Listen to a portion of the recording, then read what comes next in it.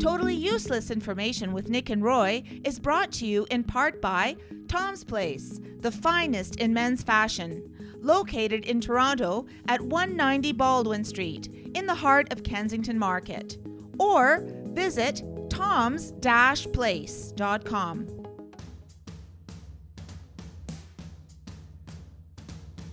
Celebrating 5 years.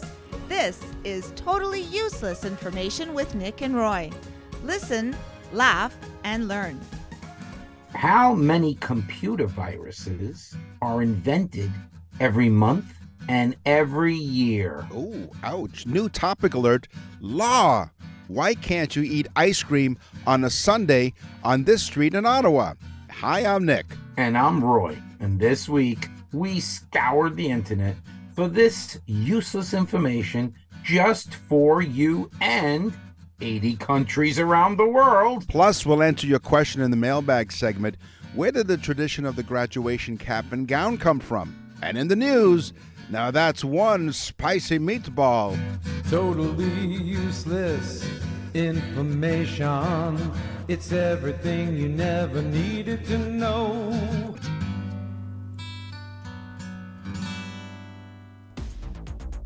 This is Totally Useless Computer and Technology Information. Let's double-click with Roy and Nick. And yes, welcome. Yes, you've double-clicked and you have us. Sorry. That's funny how she used a word that rhymes with click. That's Nick. right. Yeah. I would have used another word. But... Yes, of course.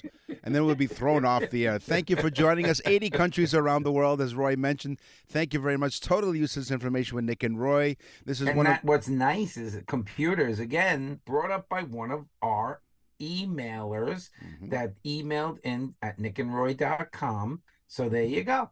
Computers. You ask, yep. You receive. So this is something that Roy is very much familiar with. The floppy disk was invented by IBM engineers led by Alan Shugart. Maybe he was German. Stuttgart.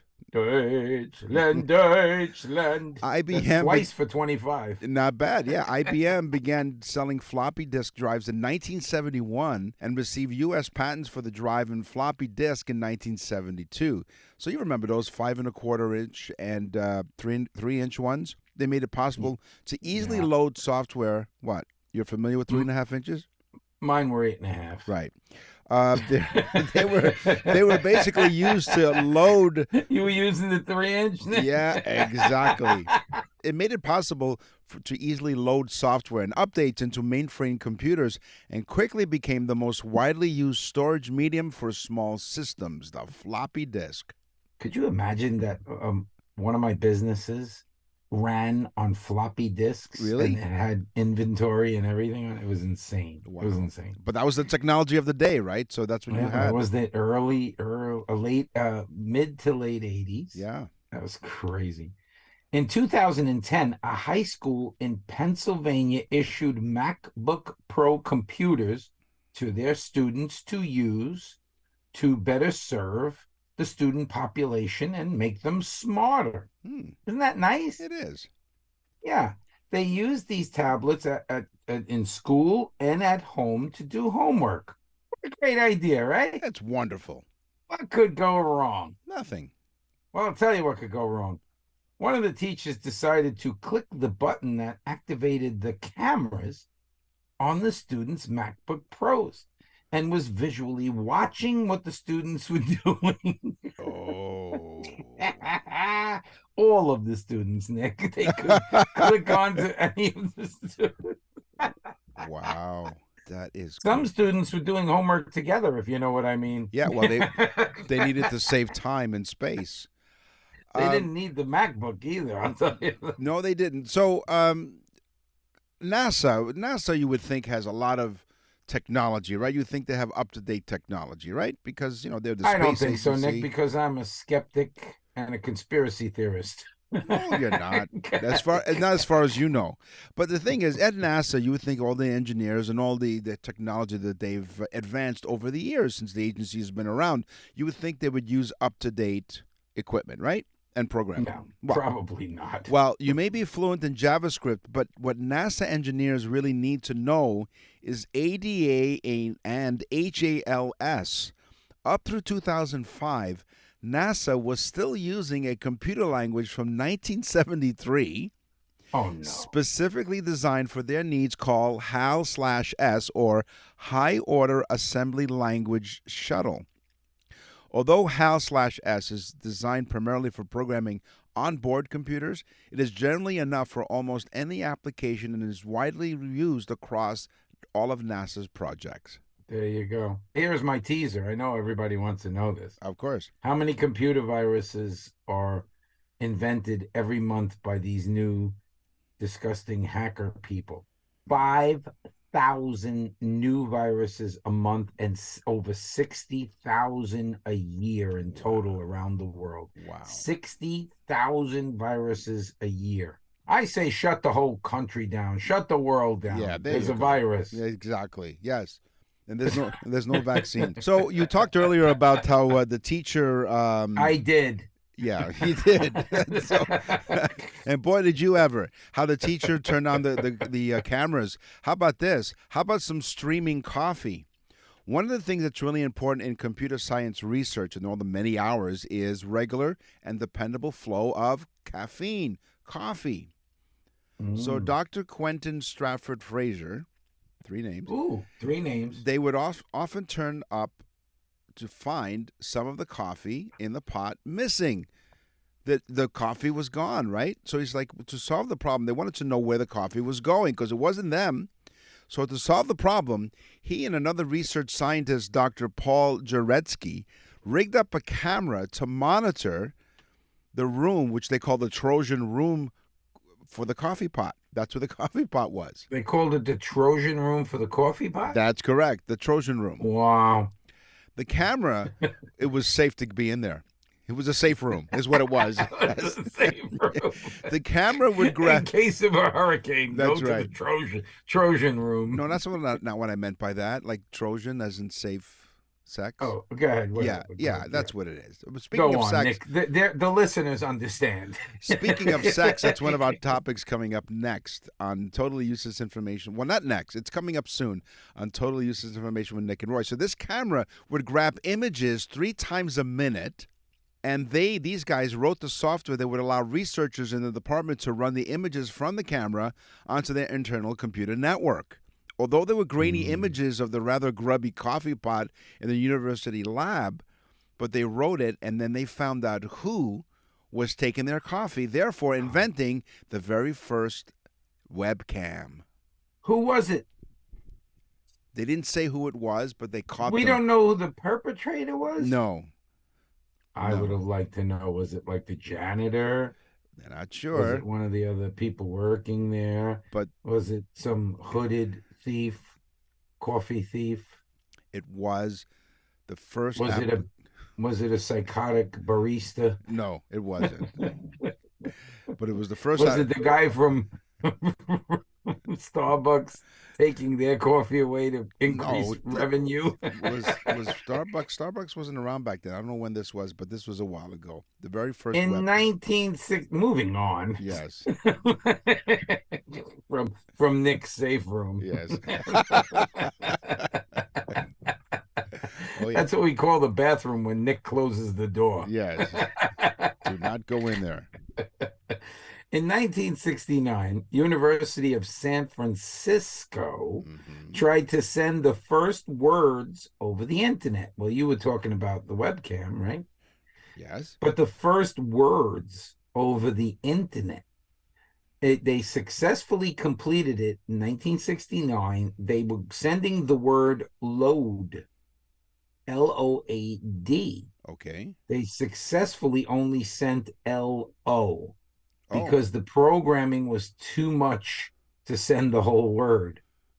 But later on that day, they were able to continue to do it fast enough where they could send the word load. In 1969. Get a load of that. Yes. That's some load. So you that's a load of what Nick does in the safe room. Exactly. Now, I think the audio I'm about to play for you, I think is familiar. I would guess, really familiar with most of our audience.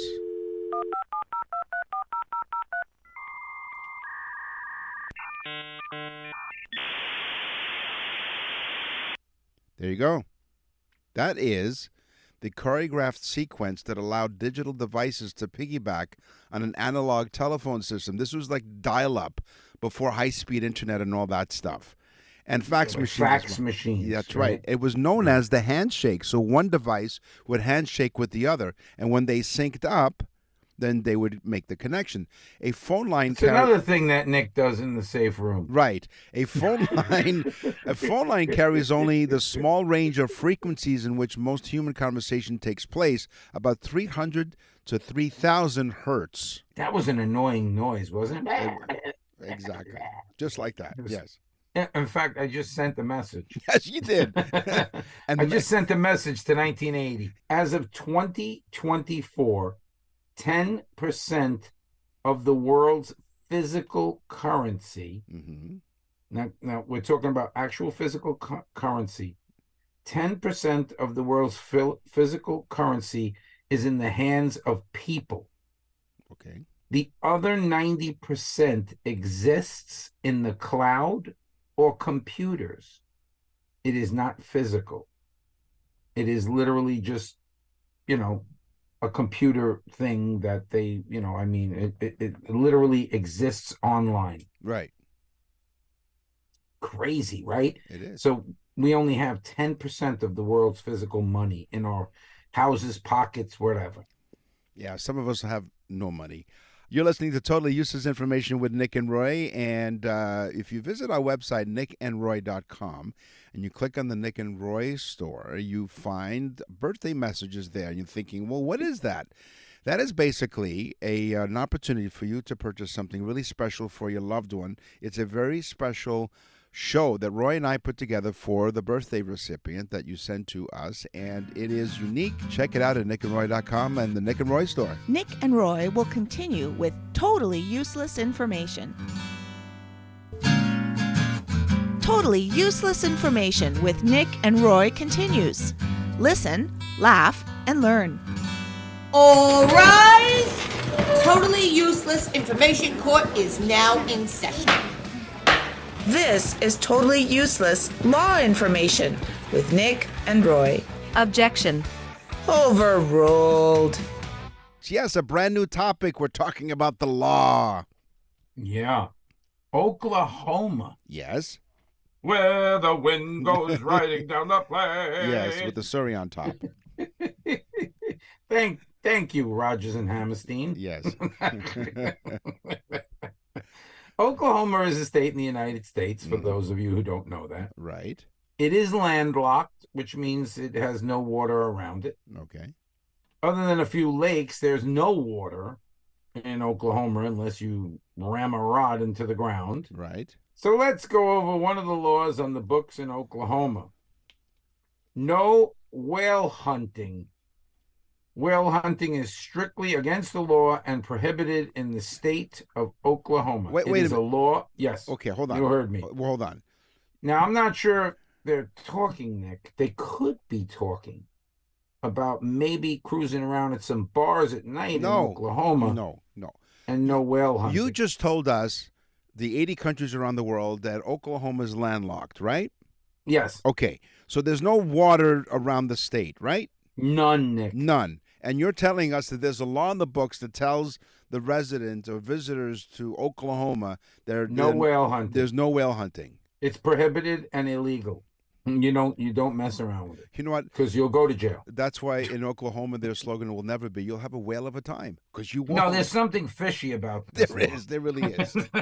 So when you go into the courtroom, when you're asked to be a witness in a trial, you're asked to testify. Why do we say testify in a courtroom? Yeah, why, Nick? In ancient Rome, two men that took an oath of allegiance held each other's testicles. Yeah, that's a problem. And hold on, and I have a problem with this already. I'm not going to stand up for anybody. And men held their own testicles as a sign of truthfulness while bearing witness in a public forum. Again, something Nick does in the safe room. That's right. The Romans found the word testify to describe this practice, but they did not invent the practice itself Because the word testify comes from the Latin word for bear witness. The ball's in their court, I'll tell you, Nick. That sure is. In that courtroom, yes. Okay, this is one that I really love. In Michigan, another state in the United States, for those of you around the world, we have a law on the books that's very interesting. It's called the dog tail light law. The dog tail light law. Yes, it's not clear what color light or where to attach the light, but it does say that if you walk your dog at night, you should have a light attached to the dog's rear quarters. You're walking the dog, so why not put the light on the person, I guess? Yeah. I don't know. Well, It's called the dog tail light law. There doesn't seem to be any infractions or tickets been given out for a long time. no. Exactly. So apparently in Michigan, their dogs are lit up. Boy, They I'll are. tell you. Yeah, they're lit. They really Along are. with the people walking them, they're all lit. They're all lit too. There's not much to do in Michigan. Are you a good whistler? Do you whistle? Only while I work. You know, there are the seven dwarfs, Snow White and the seven dwarfs. I think Roy's one of them. He's the eighth one. It's useless. Yeah. Say no to whistling. It is illegal to whistle in Petrolia, Ontario. Now, for those of you, I'm in Toronto, Canada. For those of you who know us, I live in Toronto. Roy is in Fort Myers, Florida. So I live in the province of Ontario. This is north of Toronto. It's actually south of Sarnia and west of London, if you want to look it up on the map, London, Ontario. There's an actual law written against it. Article 3, write this down, Article 3, comma, 772.3.6. Got it? Article 3, 772.3.6. And where is this, Nick? This is in Petrolia, Ontario. Yeah, for those of you that are flying to the ever popular Petrolia, Ontario, Those, people have lights on their dogs there as well. Petrolia people are real slick there. So their website says no yelling, shouting, hooting, whistling, or the old singing. hooting. Yes. Yeah. Stating that yelling, shouting, hooting, whistling, or singing is prohibited at all times. Because quiet time... That's a sign in Nick's safe room. It is. Quiet time in Ontario might be taken a little too literally up in Petrolia, Ontario. Wow. So that's an actual law. Article 3, 772.3.6. In South Dakota, folks, another state in the United States, South Dakota. Okay. They must be nice people. Yes. And this law that they have on the books is really cheesy. No sleeping in a cheese factory law. This is an actual real law on the books. Yeah. No sleeping in a cheese factory. Okay. In fact, cheesemakers make all of their employees, especially new employees, aware of the law. They have them watch videos and train them not to fall asleep in the cheese factory. It's for their own good, Nick. Yeah. And look, get ready for this one. They pass out Red Bull. No, I'm joking. Yeah. Don't fall asleep, whatever you do. So they had to watch these videos. Yeah, I would assume it's just one of those crazy laws that's to protect workers in a factory, but it's called the no sleeping in a cheese factory law. You think they just say no sleeping in a factory in general? In general. Right? Yeah, that's true for everyone's safety's sake. But I'm just thinking to the guy with one arm. No, I've nodded off in a cheese factory. That's right. Call her Eileen. So here's the thing about that. So they had to watch these safety videos. What if you fell asleep during watching one of these videos, explaining how you can't fall asleep on the job? Oh, huh? There it is, Nick. See, there's the test. There's the way to get out of the law. You were unaware. Exactly. There's the loophole. You're narcoleptic. Yeah, what the hell are you doing in a cheese factory? But I'm taking aspirin for that now. Here's my teaser. Can you eat ice cream on a Sunday in Canada? In Canada, or actually specifically in Ottawa, the nation's capital, our nation's capital, you're not allowed to eat ice cream on Bank Street on Sundays. So you can't have a Sunday on a Sunday. Why? Here's why. The legend says The law started way back in the early 1800s when a politician was enjoying his Sunday walk and was suddenly bumped by a kid who was bringing an ice cream, spilling the ice cream on the politician, and declared a law that no ice cream is to be eaten on a Sunday on Bank Street in Ottawa. Well, don't mess with that guy. He's a serious guy. Yes. Boy, oh boy, could you imagine, like, if you went to a party at his house and spilled a drink? He'd throw you out. Prohibition. Yes. And renamed the Chesterfield a sofa. Right. Absolutely. Yeah, that's a pretty rough politician. It is. In Texas, everything's big in Texas, Nick? It is, yep. So what's wonderful about Texas? What about Texas? Well, Texas, for those around the world, is another state in the United States. I'm Okay. basically giving them a whole lesson about every state. In the Yeah. United So you're States. doing But geography. Texas- So you're doing geography while we're doing law. What are we doing here? We're doing law. Right. Okay. We're doing That's law. what we're Don't doing. fall asleep in the podcast factory. I'm sorry. Go back to the safe room. Exactly. Get yourself a Red Bull. Go shake hands. Yeah. This plenty. Okay. Texas, Nick, you got to look out for this one now. Why? Look out for this one. Yeah. This is a law on the books. It is illegal to sell human eyes inside the border of the state of Texas. What? What is that? These are actual laws. It's illegal to sell human eyes in the state of Texas. You would think that would be self-explanatory. You would think you would be able to see that law a mile away. The eyes have it. I was just gonna say, like, why did they have to put this law on the books? Who was running around plucking eyeballs out? I don't see it. Nick and Roy will continue with totally useless information. Hey, it's Nick and Roy for Tom's Place, where the month of February celebrates hearts and family. Tom's late father, William Mahalik, was born on February 20th, 1916. He founded the original store back in 1958, believing in the importance of caring for customers and working hard to provide the best deals. These values continue at Tom's Place today. And in honor of his dad, Tom is celebrating with a Family Day sale. You heard it right. The Family Day sale, and great deals. Well, they're a tradition at Tom's. You can ask Tom about suits with an incredible $149 to $249, which actually retail for up to $599. That's right, $599 suits for $149 to $249, plus premium Ted Baker label suits for less than half price for only $500. Yeah, and don't miss it. He's put the dress shirts on clearance. Get ready. $60. Wow. Top name dress shirts.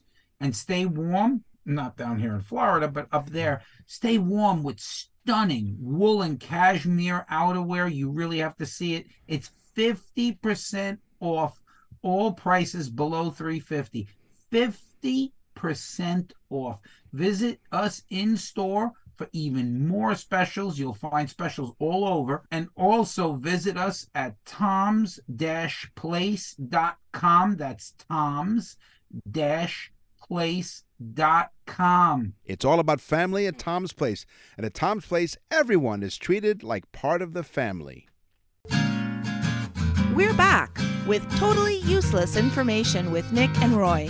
Listen, laugh, and learn. I'm going to stick in Canada here, and another law, keep your reptiles inside. It's against Fredericton, New Inside Brunswick. where, Nick? The house, your pants, where? Yes. It is against Fredericton, New Brunswick law to wear a snake in public or carry a pet lizard. If you want to sport a reptile accessory on the street, a fake one will have to do. Ooh. Okay. So people have now purchased fake snakes. That's correct. A fake snake. And fake Pet lizards. Yeah. Yeah. Now, here's my question to you. What would you call someone who had a problem with reptiles? What would they suffer? They suffer from reptile dysfunction. Folks, make believe you didn't hear that. That's right. You're listening to Totally Useless Information. That's what you're listening to Totally Useless Information with Nick and Roy. Thank you very much for joining us. And this is the part of the show when we turn down the lights, burn some incense, Oh, yeah. and order a pizza. Bow, chicka, bow, wow. Chicka, bow, wow. Oh, yeah. All about sex. So in Do we think of food that way? Are we that old? Yes. Where like pizza. the aphrodisiacs of the past are now like takeout food of the present. Wow. Now we just did a segment on law, so this is for the benefit of our lawyers. The following segment of the Totally Useless Information podcast may be too sultry and too sexy for some listeners. Yeah. For the rest of you, keep your hands where we can see them. I like when she talks like that instead of yelling at us. Yeah, that's true. That's true. So there is a sexy side to the voice girl. The voice lady, yes, exactly. Yeah, the voice So lady. there was a survey The done voice lady. at the Harvard. Nick is giving us some prestige. Yes, well, someone's got to start somewhere. The Harvard Crimson, I guess, is one of their newsletters or publications. Their annual survey of freshmen found that 69% of freshman class entered college as virgins. They came to college without having had sexual relations, the highest reported percentage in over 10 years. 9% of respondents also lied, reported first having sex in the 11th grade. Whoa, that's wait, the 11th grade. But the 11th grade, you're in high school. Yeah, you're Okay. you're Yeah, 16. That's okay. sounds about right. Yeah. The data aligns with other studies showing that teenagers have become less sexually active over the last 2 decades. Believe it or not, they're getting married. They're getting ready for marriage. Well, because they use the phones, Right. the internet, Right. they have no capability. I actually watched the thing, and this is just a little off the path, but Mhm. I watched the thing on the news last night where a school took away the kids' phones. They put them in a protective bag. It's a magnetic bag. Yeah. And one of the students said, it's amazing to see everybody's eyes again and smiles and saying hello and good morning, because we never did that. Our heads were always buried in our phone as we walked from class to class. Yeah. So you see how interaction has changed with the advent of phones and internet. So, it's your turn. Where isn't were it? you? Where you were know, you, Nick? just I'm like- sorry. Just like I'm in the sorry. bedroom, I lost my place. So it's your turn now, isn't it? It's your turn now. See, this is the Just same. like in the bedroom. Exactly. Nick dropped this pizza piece. That's piece right. of pizza. That's right. Blah, blah, blah. Right, exactly. So I lost my place, and I have This forgot, piece and of now I pizza. forgot whose turn it was. Oh, it's your turn. Okay. So there's a place called the Mucal Crypt, Okay. Well, built into a woman's naughty bits. okay. All right. No, fair enough. That's the Okay. scientific term. Yeah, naughty bits. Sperm enters into the naughty bit cavity Hmm. and can go into the mucal crypt, where it can live for over 8 days in some cases, but mostly 5 to 8 days Okay. on average. Right. So that means that it's a possibility that 8 days later, that sperm can fertilize a fertile egg. 8 days later. Wow. 8 days later. Thus, the mucal cavity playing the song 8 days a week. Wine and dine. So the aroma of wine can arouse both men and women. The sense, Is it just the aroma or the drinking? no, just the aroma, just to Okay. smell the wine. The scents of many wines are believed to replicate human pheromones, the chemical Oh. substances that cause behavioral responses in humans. So the actual aroma of the wine can actually do the arousing, Just the smell alone. just the smell alone, just like you, just the smell alone. Wow. Hmm. So before you go to sleep, guys, you take duct tape, you make a circle out of it, Hmm. fit it onto your wife's head Hmm. with dangling corks Right. from wine bottles, Right. so that when she gets into bed, she can just smell the wine. Right. There you go. Yeah. Yeah. So it's so I know what you're saying. So it's almost like like you have like one of those mobiles that you have for the Exactly baby, like a right? mobile. Right. You Yes. have little like a nursery rhyme song or whatever playing for the baby to fall asleep. So you have something like that Exactly. for your wife. But So you that just have in the background instead of nursery rhymes, you have boom chicka bow wow. exactly as she smells the corks. By the way, wow, Exactly. amazing, Exactly. cool. All right, burn, baby, burn. Mm-hmm. During 30 minutes of active relations, active sex. It's a disco inferno. The average person burns approximately 200 calories for 30 minutes. Okay. Wow, for 30 minutes. 200 calories. That means in all of last year, I burned 200 calories during sex. Well, and I had sex 30 times. Right. And what I was saying in my next, to round out this fact, for us, in an average session, we burn 15 calories. Yeah, for us. Exactly. I'm glad we can make fun about ourselves. And then we can also make up stuff about ourselves. Listen, we make fun of ourselves because our wives do it too, so why not Yeah. join the party? I'm not going to that place where they arrest you for walking around with your snake out. That's right, yes. Studies now show that women who frequently reach orgasm are more confident, more productive, and more creative. Okay, did you hear that now? That women that orgasm more or frequently, they're more confident, productive, and creative. Well, of course they're productive and creative.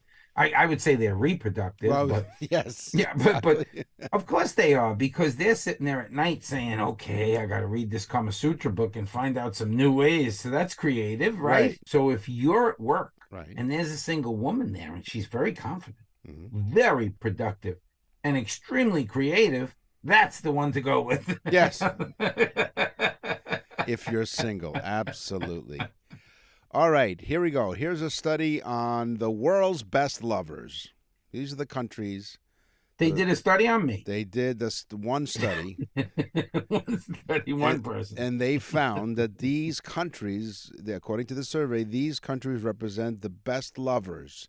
Spain, Brazil, and Italy.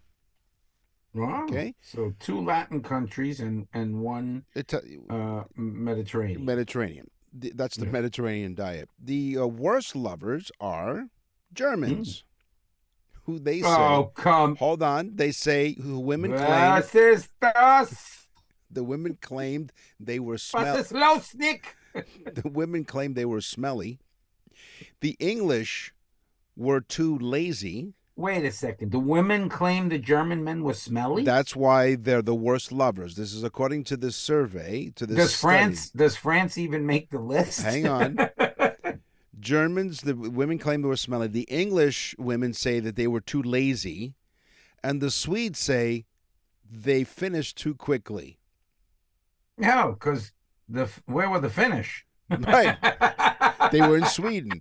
So now you're thinking, well, where does Canada and America rank in all of this, right? Because Roy's in the United States, I'm in Canada. Yes. The Americans are the 5th worst lovers for being too rough. Yeah. Okay? That's not true. Yes. So, where does Canada fall in this survey of the best and worst lovers? Canada ranks number 10 in the world for being the best lovers. We made the top 10 list. The best lovers? The number 10. We're number 10 in the top 10 of best lovers. Yeah, that's because you guys wear those furry toques. Yes, exactly. It also serves as birth control. Yeah. They call them the French tickler toque. That's right. Exactly. Wow. Okay, here's one that I had to do this one. This one is a rather long one, but it was very interesting. Okay. I read the whole thing. Yes. Usually I get the facts. Right. And I let the rest of the stuff go. Yes. Because I'm lazy. Yes.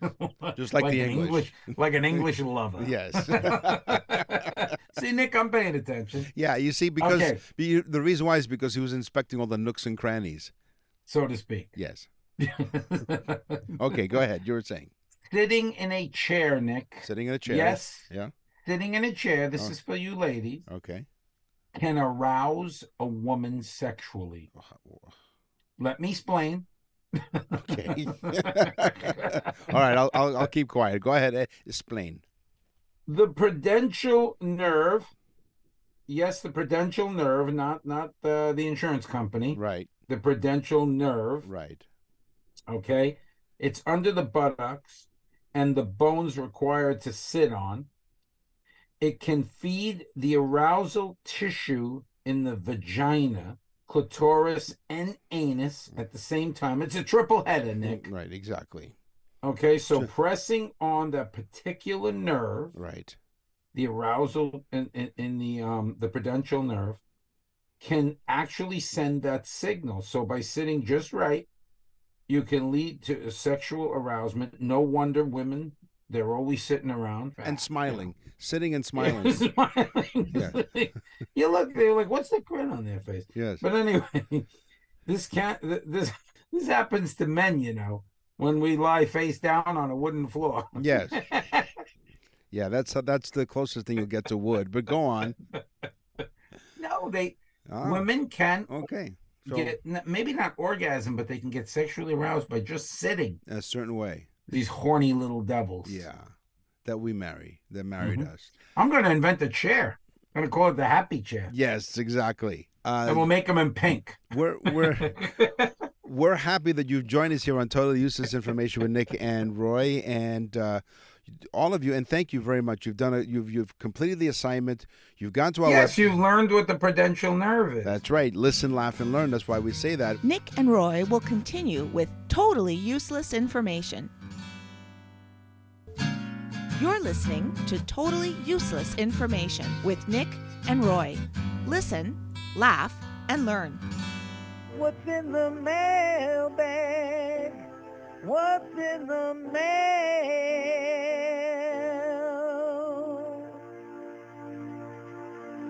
Louis from Montreal, Quebec. Dear Nick and Roy, we really appreciate your show. Week after week, you two come up with funny and useless stuff. We love it. Well, that's what we do. Thank you.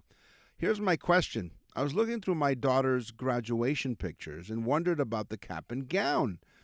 What is the history of it? You guys get a diploma from us for useless information. Okay. Thank you. Thank you, Louis. Or maybe it's Louis. Louis from Montreal. Louis. So he wants to know, he's looking through his daughter's graduation pictures, and maybe he read her diary. I'm not sure. But anyway, graduation caps and gowns were first worn in the 12th century to help students and teachers stay warm, since universities back then didn't have central heating systems, and the auditoriums were quite cold. Over time, the clothing became associated with academic success. By the 14th century, graduates from Oxford and Cambridge University had no choice but to wear caps and gowns, as the two institutions saw them as a symbol of unification. Then you're thinking, well, when did they start tossing their caps? Because remember, at the end, when you graduate, you toss the cap. Well, it's like tossing a salad. Exactly, thereabouts. We're not on that subject anymore. No. The cap toss dates back to 1912. Graduates from the Naval Academy, they studied belly buttons, were the first to start the legendary toss. That's right. They studied the lint. If we get through the simplest thing, I know. This goes so well. I know. With what I'm about to say from the mailbag. Exactly. But anyway, they spend the first 2 years as midshipmen before becoming full-fledged officers, and during this period, they wear a different hat. So once they graduate, the officers are presented with a new hat that they toss their old caps. Okay, I have two. Okay. And I had to do this, Nick, because I want people to understand something. We get lots of mail. Yeah. And then Nick and I do go through the mail, so thank you for sending it. Yes. And from time to time, we will get a negative mail. Uh-oh. And so it's very rare. I'll be honest with you. I think in 5 years, we've gotten like 2 or 3. Maybe we got one person that didn't like something we said. This one took me by surprise. And I had to laugh. And that's why I just brought up me and Nick laughing like two children about the Naval Academy. Yes. Okay, so it's not the study of Babel buttons. Go on. Margaret from Boston. Yes. Okay. Margaret from Boston says, She gets right to it. Your show is childish and stupid. And notice the ands. There's no commas. It's just ands. I'll read it again. Your show is childish and stupid, and I don't like it. So I turn it off, and it's bad, bad, bad. Now, if I read that the way I should read it, you tell me how this sounds. Your show is childish and it's stupid and I don't like it. So I turn it off because it's bad, bad, bad. Okay. This woman, Margaret, had a childish rant as an email. Yeah. So Margaret, we appreciate you're probably not listening because you turned us off. Right. So now we can talk about you. Yeah. Right. Exactly. No, we thank you, Margaret, because we do pay attention to the emails that we read. So both from Nick and I want to say, nah. Yes, exactly. For everyone else, thank you very much for listening. Today on the show, we introduced a new topic, law. We talked about computers. We talked a little bit about sex. It's time for the news. And now, from around the corner and around the world, this is TUI News. Authorities in Luzerne County have charged 48-year-old Lehman Glenn Robert Potter. Ooh, Lehman Glenn Robert Potter. Four names.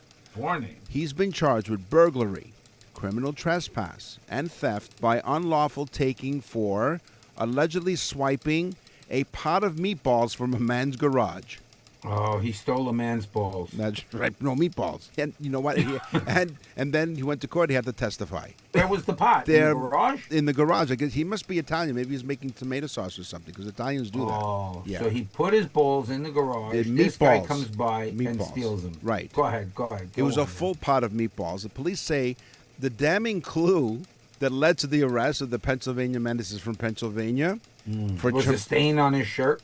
Clothes. Red sauce smeared on his face and clothes. So this guy stole them and said, I'm going to eat them. And smeared the sauce all over his face and clothes. So the one thing, he's not smart because another thing he should have stolen were some napkins. Did only the balls. He didn't steal the pasta? No, it was just, maybe, I don't know. What does it say? Police. Just a big pot of meatballs. According to the victim, reported his meatballs were missing and told officers around sometime in the afternoon that he saw Potter standing in front of his house with red sauce in his face and clothes. So this guy actually just took it right outside with the pot, started smashing them into his face, eating them like an animal. That's right. And he left the pot, and the pot was found on the street. So he took the pot. You can't resist Italian food. No, you can't, but not this way. That's a spicy meatball. Well, that's why I said in my teaser and in the news, this is one spicy meatball. Now, it's unclear if Potter washed the sauce off before he was arrested a short time later. They're still not sure. Yeah, he got rid of the evidence. Right, exactly. That wasn't me. Why didn't he just steal the guy's garden hose and wash himself down? That's right. He was so close to the garage. This is not exactly. This was not a well thought out crime. No, he's a couple of meatballs short of us plate of spaghetti meatballs. That doesn't make any sense. So basically, this was just a crime of what do they call that when you're able to do it? A crime of opportunity. See, this is why I have Nick here, because I don't know what the hell I'm talking about. Yeah, like I do, but go on, So this was a crime of opportunity. This was not a premeditated crime. Well, we're not sure because otherwise he would have brang a proper napkin. Brang? Possibly. Brang? What are you from? Brang with him. Were you brang? Brought. He might have brought with him. Excuse me. Let me. Let me do the Queen's language for Nick. No, listen. He may have brought with him the proper clothing. Listen. Maybe, possibly a linen napkin. Members of the audience, I wish to apologize because Roy, in fact, did go to a classically trained education in New York City. Yeah. So he brang. He brought something with him, so what's your problem? That's right, exactly. Forget about it. He likes his meatballs, okay? Likes them outside in the front of the house. I think this was premeditated. This could maybe be first degree or maybe second degree because he was standing outside because according to the victim. Yeah, he might have smelled that's right. the fragrance of the meatball and then acted upon it, which would be premeditation. That's right. So they did talk to his attorney, but they didn't respond immediately to a voicemail. So right. You say meat, where there's a mixture, could have been a meat, and pork, like beef, pork. We're not sure if they were vegetarian veal. meatballs. That's right. We're not sure if they were vegan or not. They're just saying. No, this doesn't sound like a vegan meatball. No, it doesn't. No, Okay. we said meatball. You know, and speaking of meatballs, these meatballs are done. This is all the time we have for this episode of Totally Useless Information with Nick and Roy. We will scour the internet, amongst other sources, to find out totally useless information just for you. No, really, we do appreciate your emails. We appreciate you telling a friend and telling a family member, and we appreciate you telling just about anybody, including Margaret. That's right. Who knows? She might turn us back on again. Especially Margaret. I'm Nick. And I'm Roy. Thanks for listening. Totally Useless Information with Nick and Roy has been brought to you in part by Tom's Place, the finest in men's fashion. Located in Toronto at 190 Baldwin Street in the heart of Kensington Market. Or visit toms-place.com.